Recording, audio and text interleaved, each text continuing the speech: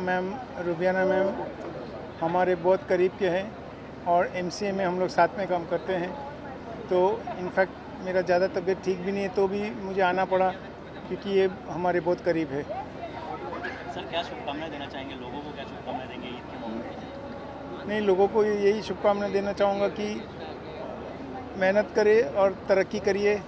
ईद के लिए मैं सबको मुबारकबाद देना चाहता हूँ। Thank you. मामा राज और उद्धव ठाकरे जो है दोनों के अंकल, बाला साहेब के ब्रदर इन लॉ।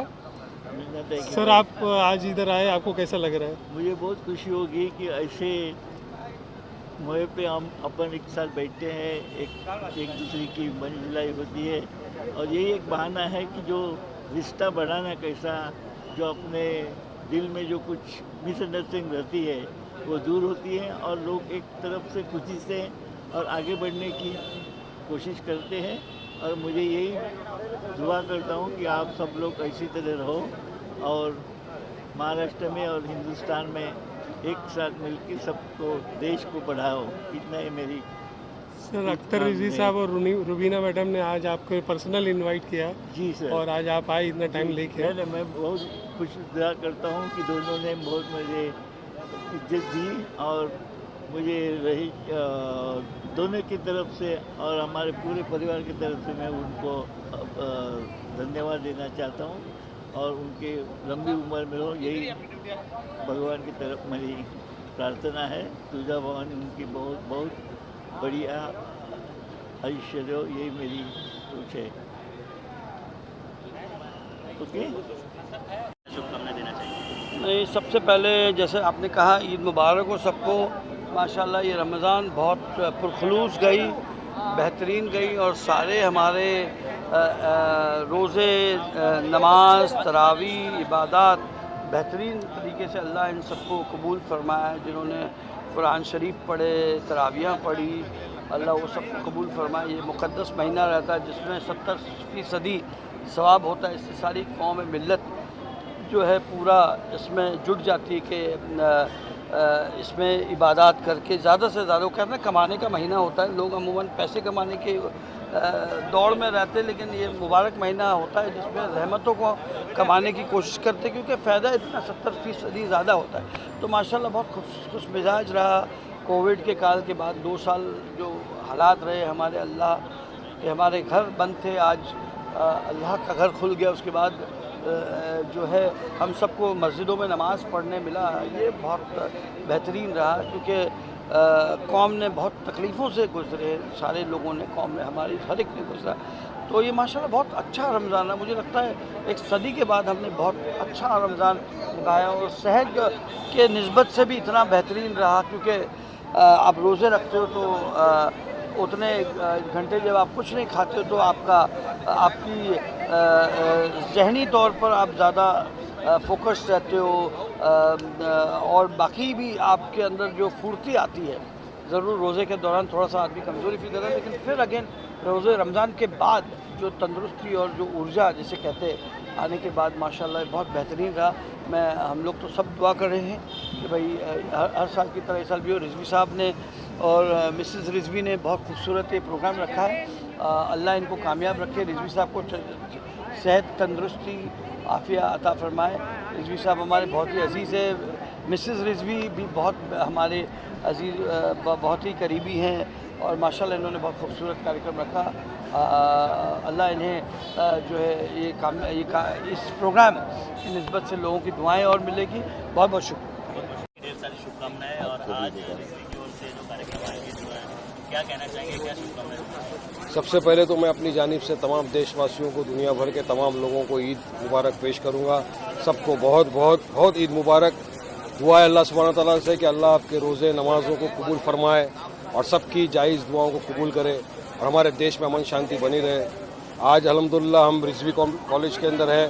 यहाँ पे हमारे सीनियर अख्तर रिजवी साहब और उनकी जो मिसेज़ है, मिसेज़ रिजवी, दोनों ने मिलकर आज ईद मिलन का फंक्शन रखा। बहुत अच्छा है, सब लोग आए। देखिए हर पॉलिटिकल पार्टी का लोग, सब नॉन मुस्लिम, मुस्लिम सब मिलकर त्यौहार मनाते हैं। यही तो हमारे देश की गंगा जमनी तहजीब का एक एग्जाम्पल है, सेकुलरिज्म का एग्जाम्पल है कि यहाँ से अमन का एक पैगाम जाता है, प्यार मोहब्बत का पैगाम जाता है। लोग आते हैं, मिलते हैं, एक दूसरे से गले मिलते हैं, मिठाई खाते हैं, एक दूसरे के शेयर करते हैं, अच्छा लगता है।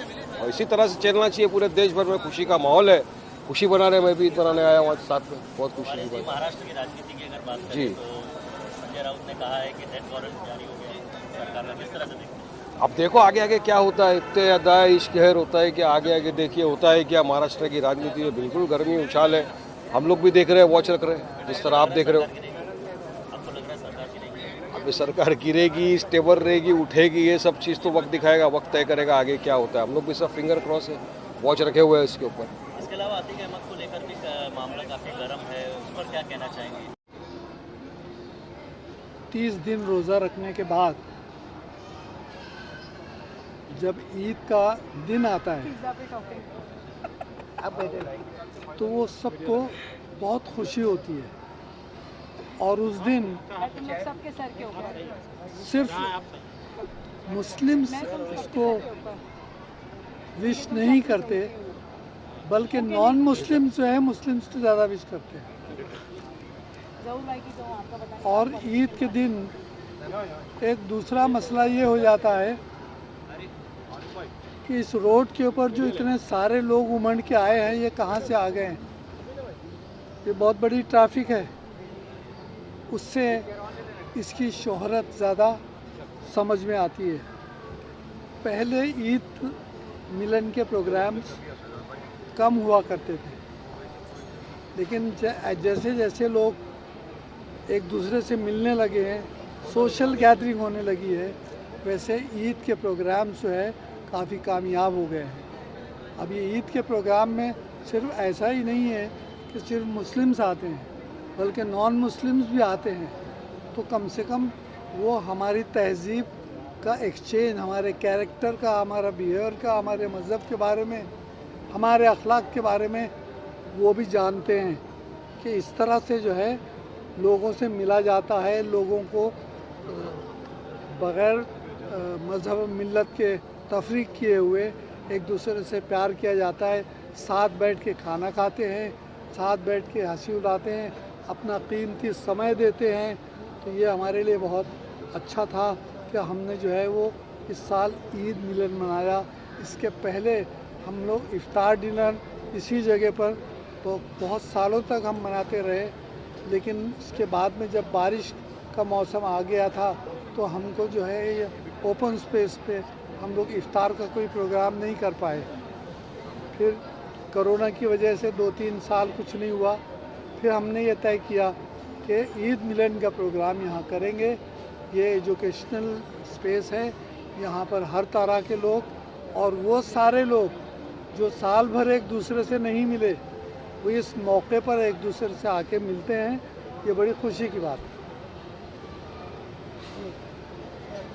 सर आप क्या कहना चाहेंगे? सर मैं पहले मेरे भाई रिजू साहब को मुबारकबाद देता हूँ कि आपने बहुत अच्छा किया कि हर कौम मिलत के लोगों को दावत दी। इस नफ़रत के दौर में मैं तो हमारे मुस्लिम भाइयों से हमेशा कहता हूँ कि अगर हम 20 करोड़ लोग साल में एक गैर मुस्लिम से दोस्ती करेंगे तो हमारे 20 करोड़ हमसे नफ़रत करने वाले नहीं रहेंगे। मैं चाहता हूँ मेरा भाई इस तरह के प्रोग्राम हमेशा करते रहे और हर कौम और मिल्लत के लोगों को ईद मिलन जैसे हमारे लोग दिवाली मिलन करते हैं या कुछ करते हम करते रहे, ताकि ये एक बड़ा अच्छा तरीका रहेगा कौमी एकजुटता का और सब कौमों को एक साथ मिलाने का। खासकर ये दो बड़े कौमें हैं, हिंदू और मुस्लिम।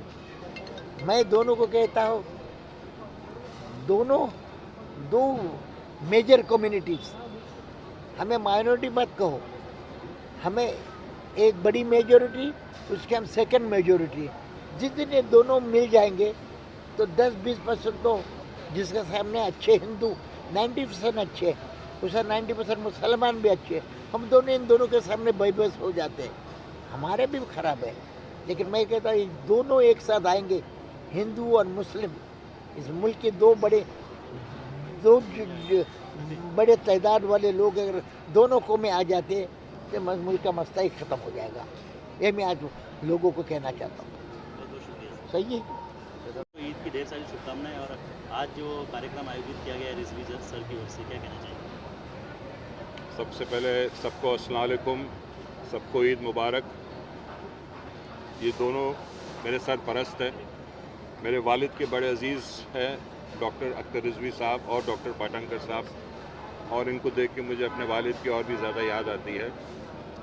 और मैं ये बताना चाहता हूँ कि कॉलेज जब खुला था 86 में डॉक्टर साहब 85 में, तो पहले साल में सबसे पहला स्टूडेंट मैं था। माशाल्लाह। मैं इसी कॉलेज का पढ़ा हुआ हूँ, तो मुझे ऐसा लगता है मैं अपने घर आया हूँ। और इससे अच्छी चीज़ क्या महसूस हो सकती है कि आज, पहले मैं स्टूडेंट था, आज मैं स्टेज पे बैठा हूँ। ये ऊपर वाले के और मेरे वालिद की और बुज़ुर्गों की, इन बुज़ुर्गों की दुआओं की का नतीजा है। और मैं तहे दिल से सबको, इनका खास करके डॉक्टर साहब का, रुबीना आपा का बहुत बहुत शुक्रगुजार हूँ कि उन्होंने मुझे बुलाया, और डॉक्टर आबिद साहब का, डॉक्टर खालिद साहब का, डॉक्टर पाटंकर अंकल का हमारे। And wishing all my brothers across Hindustan. जो लफ्ज़ है वो ह और म से बनता है, ह से हिंदू, म से मुसलमान, तो हम सब एक हैं।